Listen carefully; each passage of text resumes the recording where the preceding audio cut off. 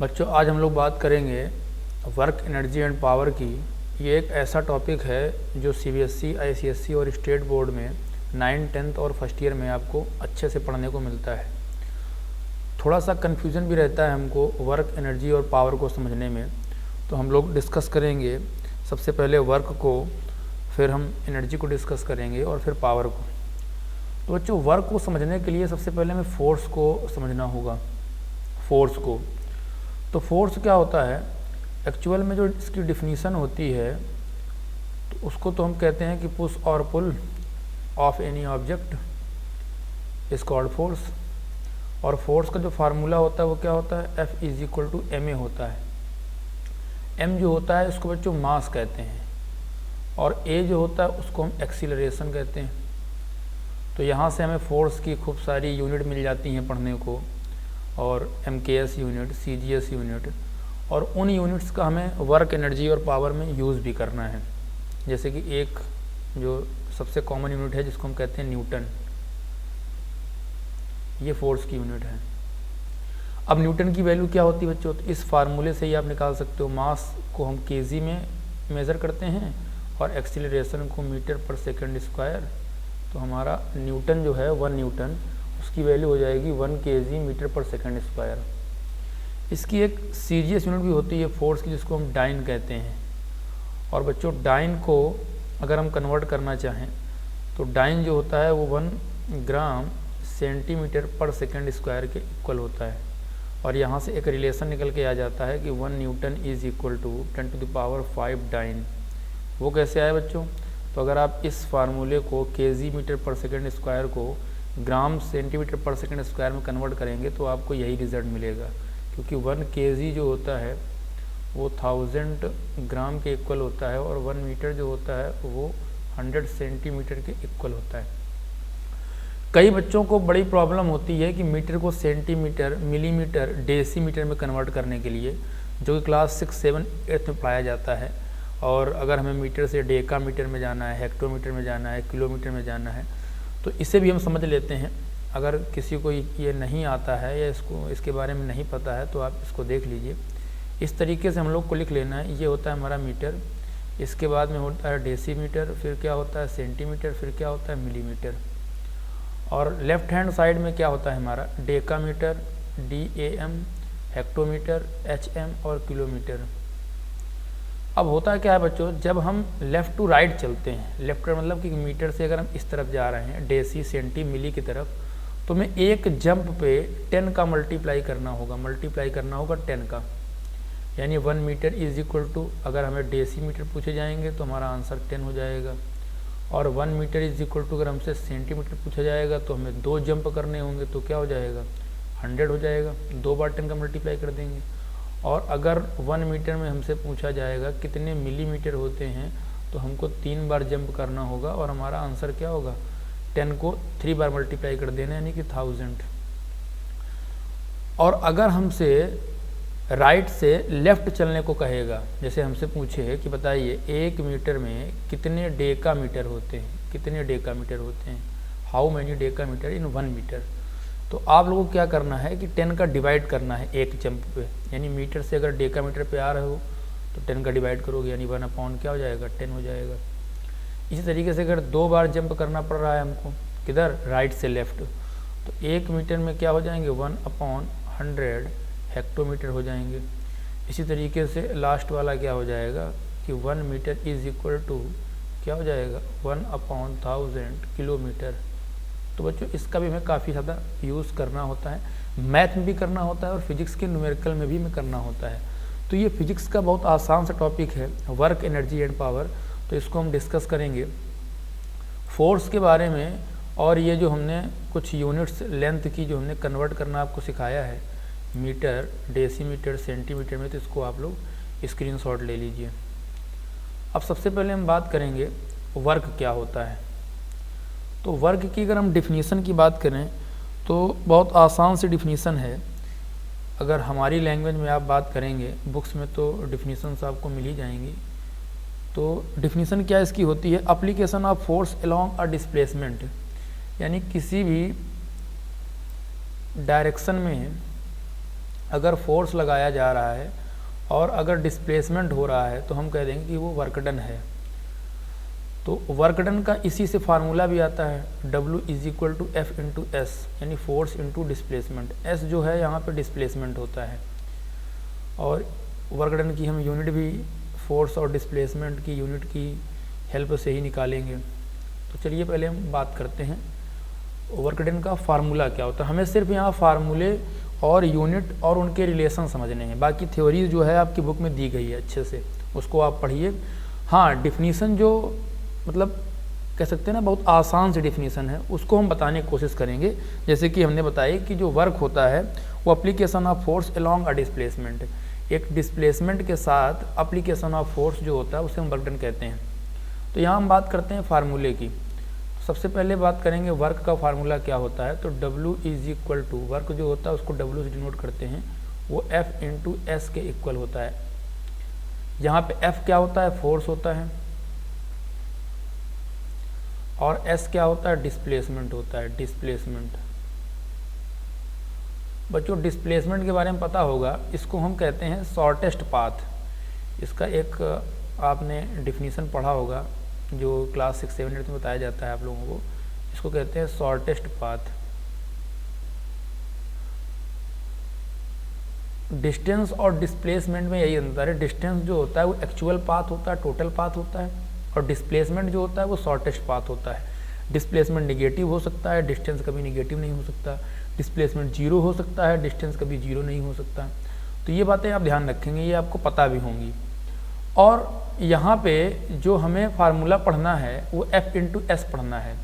कई जगह बच्चों फार्मूला आपको ये भी मिलेगा W equal to F into S cos theta. इन दोनों में क्या अंतर है, क्या डिफरेंस है, ये समझेंगे। जहाँ बच्चों हम अगर एंगल की बात करें, अगर किसी भी क्वेश्चन में, किसी न्यूमेरिकल में आपको एंगल दिया जाएगा, थीटा दिया जाएगा, थीटा जो होता है वो एंगल होता है, और कॉस थीटा जो होता है वो एक ट्रिग्नोमेट्रिक टर्म्स है। जो कॉस है वो एक ट्रिग्नोमेट्रिक टर्म्स है, साइन कॉस टेन। ये मैथ में 10th में CBSE बोर्ड और ICSE बोर्ड में 9th में ही इंट्रोड्यूस कर दिए जाते हैं। तो ये थीटा क्या होता है, तो उसके लिए आपको समझना होगा इस तरीके से कि जैसे सपोज ये कि ऑब्जेक्ट है कोई, इस तरीके से हमारा ये कोई ऑब्जेक्ट है जो कि यहाँ पे हमने इस तरीके से प्लेस कर दिया, जिसका हमने मान लिया वेट है mkg, और इसमें हमने फोर्स जो है इस तरीके से अगर लगाया, हॉरिजॉन्टल फोर्स, या इस तरीके से लगाया, हम कई तरीके से फोर्स लगा सकते हैं, या इस तरीके से लगाया, तो इन तीनों कंडीशन में जो चेंज हो रहा है वो एंगल चेंज हो रहा है। अगर हम सबसे पहली वाली कंडीशन देखें, ये वाली, तो यहाँ पे हमने कोशिश क्या की है कि जो एंगल है उस ऑब्जेक्ट पे जिस पे हम फोर्स लगा रहे हैं तो वो जीरो हो या टेंड्स टू जीरो हो, जीरो की करीब होना चाहिए। फिर जो सेकंड केस है इसमें थोड़ा सा हमने एंगल को बढ़ाया है सरफेस से, ग्राउंड सरफेस से, और जो फाइनल है उसको हमने क्या किया है कि परपेंडिकुलर फोर्स लगाया है। तो इन तीनों में जो डिफरेंस क्या होगा हमें इसको समझते हैं। तो 3 केस हो गए। सपोज यहाँ पे थीटा एक हमारा क्या होगा 0, और एक थीटा हो जाएगा लगभग 60, और एक थीटा क्या हो जाएगा हमारा 90। तो यहाँ पे कॉस थीटा का यूज़ क्या है इसको हम समझेंगे। आपने घर पे भी देखा होगा, कई बार कई जगह पे इसका आपने एक्सपीरियंस किया होगा कि किसी चीज़ को अगर हम पुश करते हैं तो अगर उसके सामने आकर के, और अगर हम पुश करेंगे हॉरिजॉन्टली, यानी कि ऐसी कंडीशन में आकर के कि जब हमारा क्या हो थीटा 0 हो जाए, यानी कि हम बिल्कुल उसके क्या हो जाएं, हॉरिजॉन्टल हो जाएं, तो हमको ये रियलाइज़ होता है कि हम उस ऑब्जेक्ट को अच्छे से पुश कर पा रहे हैं। तो इसका मतलब क्या है कि उस कंडीशन में हम फोर्स अच्छे से या फोर्स सबसे ज़्यादा लगा पाते हैं। लेकिन अगर हम थोड़ा सा झुके हुए हैं और अगर हम किसी ऑब्जेक्ट को पुश कर रहे हैं तो उस ऑब्जेक्ट को पुश करने में थोड़ी सी हमें क्या होती, परेशानी होती है। तो बच्चों इस फार्मूले से ही हम ये चीज़ समझ पाएंगे कि ऐसा क्यों होता है। जो बच्चों कॉस थीटा होता है, हालांकि इसकी आपको टेबल पढ़ाई जाएगी, तो वो आपको 3 एंगल आपको यहाँ पे निकालने हैं। अगर हम कॉस 0 की बात करें तो बच्चों कॉस 0 1 होता है, और अगर हम कॉस 60 की बात करें तो वो 1/2 होता है, और अगर हम कॉस 90 की बात करें तो बच्चों वो 0 होता है। इसका मतलब क्या, अगर हम यहाँ पे सबसे पहले कॉस थीटा जो है, यानी उसमें थीटा को अगर हम 0 ले लें तो W की वैल्यू क्या आ जाएगी, यहाँ पे लिख देते हैं कि F theta is equal to 0, then W equal to क्या होगा FS। दूसरा F theta is equal to हम 60 ले लें तो W इक्वल टू क्या हो जाएगा, एफ एस अपॉन क्या होगा 2। और तीसरा केस क्या होगा, if theta is equal to 90 तो W इज इक्वल टू क्या होगा, एफ एस इंटू 0 यानी कि 0। तो ये 3 केस हमारे पास आ गए। इसका मतलब कि अगर किसी ऑब्जेक्ट को हम परपेंडिकुलर उसके ऊपर फोर्स लगाएंगे तो उस पर कोई भी डिस्प्लेसमेंट नहीं होगा, यानी कि वहाँ पे वर्क डन क्या होगा, 0 हो जाएगा। और अगर हम हल्का सा टिल्ट करके फोर्स लगाएंगे, जैसे कि हमारा सेकंड केस था यानी 60 एंगल पे, तो हमारा वर्क डन जो होगा वो क्या होगा, 0 डिग्री से हाफ हो जाएगा। यानी कि अगर हम जिस फोर्स के साथ उस ऑब्जेक्ट को हम क्या कर पा रहे थे, मूव करा पा रहे थे, अब हमको उससे डबल फोर्स लगाना पड़ेगा। तो ये जो हमने आपको फिगर के द्वारा समझाया है, तो हो सकता है कि आपको पूरी तरीके से समझ में आ गया हो। अगर कोई क्वेरी है आपकी तो हमें आप कमेंट कर सकते हो। तो ये एक्चुअल मतलब होता है थीटा का या एंगल का। तो इसके साथ अगर हम इसके यूनिट की बात करें, जो हमारा वर्क डन होता है उसकी यूनिट क्या होती है, तो बच्चों यूनिट आपने पढ़ा होगा, किसी भी फिजिकल क्वांटिटी की 2 तरीके से डिफाइन की जाती है। एक होता है जिसको हम कहते हैं MKS सिस्टम, मीटर किलोग्राम और सेकंड सिस्टम, जिसको हम SI यूनिट भी कहते हैं। और एक होता है CGS सिस्टम, जिसको बोलते हैं सेंटीमीटर ग्राम और सेकंड सिस्टम। तो MKS की बात करें अगर हम, MKS को हम क्या कहते हैं, SI सिस्टम भी कहते हैं, ठीक है, इस तरीके से बात करते हैं। और दूसरा क्या होता है, CGS सिस्टम होता है, इसकी बात करेंगे। तो MKS सिस्टम के हिसाब से जो वर्क डन होता है उसको हम जूल में भी क्या करते हैं, मेज़र करते हैं, क्योंकि वर्क डन जो होता है वो इक्वल होता है एनर्जी के। जितनी एनर्जी हमारी बॉडी में होगी उतना ही वर्क डन हम कर पाएंगे। तो एक यूनिट होती है जूल। दूसरा हम क्या कह सकते हैं, अगर हम इस फार्मूले को देखें तो फोर्स की होती है न्यूटन और डिस्प्लेसमेंट की होती है मीटर। हमको अगर यूनिट नहीं याद हो रही हैं तो इसका मतलब है कि हमको फार्मूले नहीं पता हैं। फार्मूले से सारे यूनिट को हम कन्वर्ट कर सकते हैं। तो एक यूनिट हमारी जूल हो गई, दूसरी हम कह सकते हैं न्यूटन मीटर। और न्यूटन की अगर हम वैल्यू यहाँ पे क्या कर दें, पुट कर दें, न्यूटन की वैल्यू क्या होती है, 1 किलोग्राम मीटर पर सेकंड स्क्वायर। तो ये क्या बन जाएगा, 1 किलोग्राम, 1 की कोई ज़रूरत नहीं है तो 1 को आप हटा दीजिए, क्या हो जाएगा किलोग्राम, और मीटर क्या बन जाएगा, मीटर स्क्वायर अपॉन क्या होगा, सेकंड स्क्वायर। एक हमारी यूनिट ये आ गई। तो ये 3 यूनिट सबसे ज़्यादा यूज़ होती हैं। इसके अलावा भी कई सारी यूनिट होंगी, अभी हम उनको भी डिस्कस करेंगे। जब हम पावर को एक्सप्लेन कर लेंगे तो पावर से एक वर्क डन का फॉर्मूला निकल आता है। तो जब हम पावर को एक्सप्लेन कर लेंगे उसके बाद हम ये जो यूनिट यहाँ पे यूज़ होंगी उनको भी यहाँ डिस्कस करेंगे। अभी हमें इन 3 को ही समझना है। फिर बात करते हैं CGS की। तो CGS की सबसे पहली यूनिट है जिसको हम अर्ग कहते हैं, अर्ग, ठीक है। और सेकंड यूनिट क्या है, अगर हम न्यूटन मीटर को ही कन्वर्ट करें तो डाइन सेंटीमीटर कह सकते हैं। क्या कह सकते हैं, डाइन सेंटीमीटर। और नेक्स्ट यूनिट क्या होगी, अगर हम kilogram metre square per second square को कन्वर्ट करें तो क्या लिख सकते हैं, ग्राम centimetre square per second square लिख सकते हैं। तो ये 3 यूनिट जो हैं ये CGS हो गई। अच्छा, इनका जो रिलेशन होगा, यानी कि इन तीनों यूनिट का जो रिलेशन होगा इन तीनों यूनिट के साथ में, वो बच्चों क्या होगा, ये भी आपको ध्यान रखना है। तो ये वाली जो यूनिट होती हैं इनका, इन जो CGS यूनिट हैं इनके साथ में रिलेशन क्या होता है, 10 की पावर 7, ये आपको याद रखना है। यानी कि जो MKS यूनिट जितनी भी हैं इनका CGS के साथ रिलेशन क्या होगा, 10 की पावर 7। यानी कभी भी कोई अगर आपसे पूछता है कि 1 joule equal to how many erg, या हाउ मैनी अर्ग इन 1 जूल, तो आप कहोगे 10 to the power 7 joule, 10 to the power 7 erg. फिर आपसे कहता है how many dyne centimetre in 1 newton metre, तो आपका आंसर क्या होगा, 10 to the power 7 dyne centimetre. इसी तरीके से कोई अगर आपसे पूछता है how many gram centimetre square per second square, तो आपका आंसर फिर से वही होगा, 10 to the power 7 gram centimetre square per second square. तो इस तरीके से आपको ये रिलेशन याद रखने हैं। बहुत आसान सा टॉपिक है। मैंने आज ये क्लास इसलिए ली है कि जो कन्फ्यूज़न है बच्चों के, जो क्लास 8th में, 9th में और 10th में यहाँ तक नहीं कंप्लीट हो पाते हैं, आगे जा कर के फर्स्ट ईयर में प्रॉब्लम्स होती हैं, तो उसको इस वीडियो की हेल्प से हम ख़त्म करने की कोशिश करेंगे कि वर्क, एनर्जी और पावर में एक्चुअल में क्या क्या किस तरीके से रिलेटेड है। तो वर्क में आपको इतना भी पढ़ना है, इसके बाद हम बात करेंगे एनर्जी की। तो एनर्जी क्या होता है? एनर्जी में बच्चों नेक्स्ट स्लाइड पे हम जाएंगे। एनर्जी क्या होता है?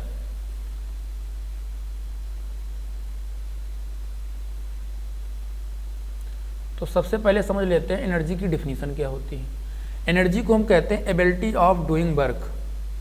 एबिलिटी ऑफ डूइंग वर्क जो होता है उसे एनर्जी कहेंगे।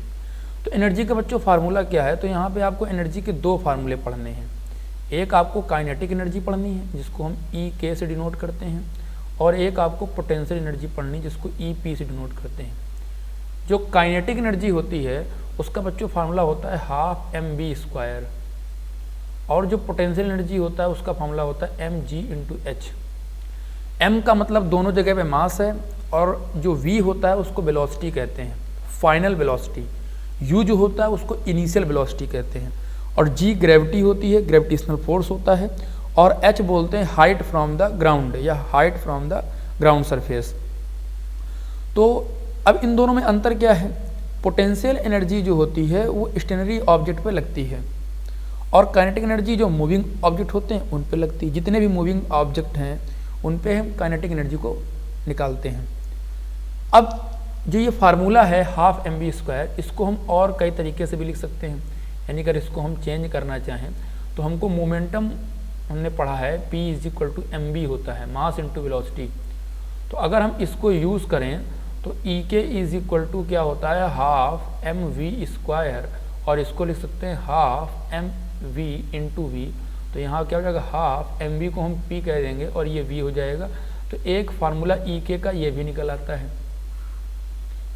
और यहीं से अगर हम क्या करें थोड़ा सा और चेंज करना चाहें, यानी हाफ P इंटू वी लिखा हुआ है, तो यहाँ पे m का हम मल्टीप्लाई और m का डिवाइड कर लें तो एक बार हमारा एम वी फिर से बन जाएगा। तो 1/2 पी स्क्वायर अपॉन एम भी कह सकते हैं ई के का। तो यानी एक फार्मूले से ही ये सारे फार्मूले हमारे क्या हो रहे हैं, डिराइव हो रहे हैं। तो ये जो कुछ फार्मूले हैं जो यूज़ करने हैं हमको न्यूमेरिकल्स में, तो ये हमने आपको बता दिए। अब हम बात करेंगे यूनिट की, कि एनर्जी की यूनिट क्या होती है। एनर्जी की यूनिट की बात करेंगे तो इसमें भी बच्चों दो प्रकार की हमें यूनिट पढ़नी है, एक एमकेएस पढ़नी है और एक हमको सीजीएस पढ़नी है। अब एमकेएस को हम एसआई भी बोलते हैं और सीजीएस को जो है हम सीजीएस ही कहेंगे। तो अगर हम एनर्जी की बात करें तो एनर्जी की यूनिट जो एमकेएस होती है बच्चों, वो भी क्या होती है, जूल होती है। हमने अभी आपसे कहा था कि जो एनर्जी होता है वही वर्क डन होता है, जो वर्क डन होता है वही एनर्जी होती है। तो एनर्जी की एसआई यूनिट क्या होगी, जूल हो जाएगी। दूसरी यूनिट क्या हो जाएगी, अगर हम दूसरी यूनिट बात करें एनर्जी की तो हम क्या कह सकते हैं, एनर्जी की यूनिट दूसरी अगर निकालें हम तो यहाँ से भी निकाल सकते हैं। जो फार्मूला दिया गया है मास इंटू वेलोसिटी का स्क्वायर, तो यहाँ से क्या आ जाएगी, मास की केजी होती है और वेलोसिटी क्या होती है, मीटर स्क्वायर और पर सेकंड स्क्वायर। और अभी हमने ये डिस्कस भी किया था कि जो वर्क होता है उसकी यूनिट भी यही होती है, ठीक है। और भी कई सारी यूनिट होती हैं, जैसे कि कैलोरी होती है, हालांकि उसका हम रिलेशन बताएंगे कैलोरी में क्या होता है। और जो वर्क ये आपने पढ़ी है, जूल आपने पढ़ी तो जूल हो जाएगी, और न्यूटन मीटर पढ़ी है तो न्यूटन मीटर भी हम कह सकते हैं, क्योंकि एनर्जी और वर्क डन की यूनिट सेम होंगी। और अगर हमने केजी मीटर स्क्वायर और पर सेकंड स्क्वायर पढ़ा है वर्क डन में, तो यहाँ भी वो यूनिट होगी। सीजीएस की बात करें तो यहाँ पे भी अर्ग होता है, अर्ग, और सेम जो वर्क में पढ़ी थी वही यहाँ पे यूज़ होंगी, तो वो आपको मतलब वर्क वाली ही याद कर लेनी है। कैलोरी की अगर बात करें तो 1 कैलोरी जो होता है, अच्छा कैलोरी होता क्या है, तो आप लोग याद रखेंगे कैलोरी एक ऐसी एनर्जी होती है जो रिलीज होती है फूड से। यानी कैलोरी कहाँ पे यूज़ की जाती है, तो जो एनर्जी फूड से रिलीज होती है उसको हम कैलोरी कहेंगे। तो 1 कैलोरी जो होता है वो किसके इक्वल होगा, इसको आप समझ लीजिए। 1 calorie is equal to 4.2 joule के इक्वल होता है। यहीं पे अगर क्वेश्चन आपसे पूछे कि 1 किलो कैलोरी किसके इक्वल होता है, 1 किलो कैलोरी, तो आप कह दोगे 4200 जूल के इक्वल होता है। तो ये दो रिलेशन भी आपको याद रखने हैं। दूसरा इसमें एक पूछ लिया जाता है कि और कोई छूट रहा है, हाँ ये जूल का और अर्ग का रिलेशन भी आप याद कर लीजिए कि 1 जूल इज इक्वल टू क्या होगा 10⁻7 अर्ग हो जाएगा। इसके अलावा कोई यूनिट आपको 9th के क्लास में यूज़ नहीं करनी है, इतना आपको पता होना चाहिए कि 1 कैलोरी इज इक्वल टू कितने जूल होते हैं और 1 किलो कैलोरी में कितने जूल होंगे, और जो वर्क के पढ़े हैं वो रिलेशन भी आपको याद होने चाहिए, ठीक है ना। तो इतना हमको एनर्जी में पढ़ना है, इसके अलावा कोई यूनिट मिस नहीं हो रही है। और जो कुछ और भी होती है जैसे मेगा जूल कहते हैं, तो मेगा जूल जो होता है ये आपको ध्यान रखना है। मेगा जूल जो होता है इसका मतलब क्या होता है, मुझको याद आ गया तो मैं उसको डिस्कस कर ले रहा हूँ। मेगा जूल का मतलब होता है जैसे कि जो मेगा का मतलब होता है वो 1 मिलियन के इक्वल होता है। तो अगर मेगा जूल की बात करेंगे तो हम 10 लाख जूल की बात कर रहे हैं, इसका मतलब 1 मेगा जूल जो इक्वल होता है वो 10⁻6 भी कह सकते हैं इसको, 10⁻6 जूल। तो इस तरीके से आप याद रखोगे, है ना। किलो जूल आएगा तो 1000 जूल हो जाएगा 1 किलो जूल। तो ये सारी कई सारी यूनिट आपको मिलेंगी, इसमें आपको कन्वर्ट करना आना चाहिए मेगा क्या होता है और किलो क्या होता है। किलो जहाँ भी आता है वहाँ पे हम 1000 में कन्वर्ट कर लेते हैं उसको। नेक्स्ट बात करते हैं पावर की। पावर क्या होता है, एनर्जी में अगर कुछ मिस हो रहा हो तो आप कमेंट कर सकते हो, और हम बात करेंगे कि पावर क्या होता है। तो पावर की बात करने के पहले पावर की डेफिनेशन को समझ लेते हैं। पावर को कहते हैं the rate of work done, ये रेट ऑफ एनर्जी, उसे पावर कहते हैं। डिफिनीशन से ही हम निकल आएगा हमारा फार्मूला, यानी कि पावर जो होता है P इज इक्वल टू वो क्या हो जाएगा वर्क डन अपॉन टाइम या एनर्जी सप्लाइड अपॉन टाइम, ये हो जाएगा। जितने टाइम में एनर्जी सप्लाई होगी उसको क्या कहेंगे हम, पावर कह देंगे, ये आप ध्यान रखोगे। दूसरा, ये जो पावर होती है इसको हम मैकेनिकल पावर भी कहते हैं, P equal W upon T। एक इलेक्ट्रिक पावर भी होती है, इलेक्ट्रिक पावर, जिसको कहते हैं इलेक्ट्रिक पोटेंशियल और इनटू क्या कर देते हैं टाइम। तो ये दो फार्मूले हैं, एक इलेक्ट्रिक पावर और एक मैकेनिकल पावर, ठीक है। तो ये दो फार्मूले आपको याद रखने हैं, और यहीं से एक वर्क का रिलेशन मिल जाता है हमको। वर्क का रिलेशन क्या मिल जाएगा, P इंटू टी, यानी कि पावर इंटू टाइम। तो वर्क के फार्मूले कुछ यहाँ से, मतलब एक फार्मूला वर्क का ये आ गया पावर इंटू टाइम, तो यहाँ से कुछ वर्क की यूनिट आपको मिल जाएंगी, 2-3 यूनिट यहाँ से मिल जाएंगी आपको। एनर्जी का फार्मूला कि यहाँ से आ जाएगा पावर इंटू टाइम, एनर्जी जो होता है वो पावर इंटू टाइम के इक्वल होता है। तो यहाँ से आपको एनर्जी के कुछ नई यूनिट्स मिल जाएंगी। और पावर की जो यूनिट होती है बच्चों वो हम वाट कहते हैं, वाट, ये पावर की यूनिट होती है। तो अगर यूनिट की बात करें तो यूनिट जो होती हैं वो हमको फिर से वही 2 MKS और CGS। MKS को हम SI यूनिट कहते हैं और CGS का CGS ही बोलेंगे। तो यहाँ पे MKS की बात करेंगे तो सबसे पहला क्या है, वाट। वाट एक MKS यूनिट है, और वाट को बच्चों जूल पर सेकेंड भी कहते हैं, जूल पर सेकेंड ये भी कहेंगे। और भी कई सारी यूनिट हैं, जैसे किलोवाट हो गया। किलोवाट बच्चों क्या होता है, किलोवाट, इसमें 1000 वाट हो जाते हैं, ये आपको ध्यान रखना है। और एक कॉमर्शियल यूनिट होती है 1 हॉर्स पावर। 1 हॉर्स पावर जो होता है वो 746 वाट के इक्वल होता है, ठीक है, ये आपको ध्यान रखना है। और CGS में क्या होगा, CGS में वही सिमिलरली आपको यहाँ पे कन्वर्ट कर लेना है, तो अर्ग पर सेकंड हो जाएगा, इसको हम लिख सकते हैं अर्ग पर सेकंड, ये हो जाएगा CGS में। और बस यही यूनिट CGS में यूज़ करनी है। दूसरा इसमें एक आपको यूज़ करना है, जैसे यहाँ से हमने वर्कडन निकाला है P इंटू टी, तो वर्कडन की अगर हमें यूनिट चाहिए हो तो हम क्या कहेंगे, जो वर्कडन होगा एक तो यूनिट निकल आएगी हमारी कहाँ से, इसी से, वाट से। तो वाट इंटू क्या हो जाएगा, पावर, वाट आवर। एक जो वर्कडन होगा वो वाट आवर हो जाएगा। और दूसरा क्या हो जाएगा, यहाँ से इस फार्मूले से आप यूनिट वर्क की कुछ और भी निकाल सकते हो। जैसे कि एनर्जी की एक यूनिट आपने पढ़ी होगी जिसको कहते हैं kilowatt hour, KWH, kilowatt hour. तो 1 किलोवाट आवर जो होता है वो 3.6 10 टू पावर क्या होता है 6 जूल के इक्वल होता है, ये कैसे निकाला गया, क्योंकि 1 किलो जो होता है वो 1000 के इक्वल होता है, और वाट जो होता है उसमें क्या हो जाएगा, वाट जो होगा, वाट और सेकंड वो मिल करके, वाट और सेकंड मिल करके क्या बनता है, जूल के इक्वल बन जाता है। किसके इक्वल बन जाता है, जूल के इक्वल, यानी 1 वाट सेकंड जो होता है वो जूल के इक्वल होता है। और आवर को अगर हम सेकंड करेंगे कन्वर्ट तो क्या होगा, 3600 सेकंड होता है। तो ये किसके इक्वल आ गया, जूल के इक्वल आ गया। अब इसको अगर हम स्टैंडर्ड फॉर्म में लिखेंगे तो 3.6 × 10 क्या हो जाएगा, 6 जूल। तो ये यहाँ से निकल के आता है, इसको आप ध्यान रखोगे इस तरीके से। तो बहुत सारे रिलेशन हैं। तो अगर कोई इसमें जो है जैसे कि हो सकता है कि मेगावाट पूछ दे, मेगावाट कहते हैं ना कि इतने मेगावाट का पावर प्लांट है, तो मेगावाट का मतलब भी वहाँ पे क्या होगा कि मेगा का मतलब होता है 10 लाख यानी 1 मिलियन। अगर कहीं भी मेगा वर्ड आता है जैसे किलो आता है तो आपको 1000 कर लेना है। बच्चों ये जो टॉपिक है हम इसको फर्स्ट ईयर या इंटर के लेवल का नहीं पढ़ा रहे हैं, ये सिर्फ 9-10 का जो बेसिक है, जो प्रॉब्लम्स आपको होती हैं समझने में, फार्मूलों को, यूनिट्स को। तो बच्चों यूनिट्स बहुत इंपॉर्टेंट है न्यूमेरिकल की पॉइंट ऑफ व्यू से। अगर आप न्यूमेरिकल कर रहे हैं फिजिक्स में तो आपको यूनिट्स अच्छे से पता होनी चाहिए, और छोटी छोटी जो यूनिट्स होती हैं जिनका हम कन्वर्ट करके यूज़ करते हैं, वहाँ जब बच्चे फंस जाते हैं तो वो क्वेश्चन गलत कर देते हैं। तो आपको बुक में डिफिनीशन मिलेंगी आपको, और हर बुक में सारी यूनिट्स का कन्वर्जन नहीं होता है।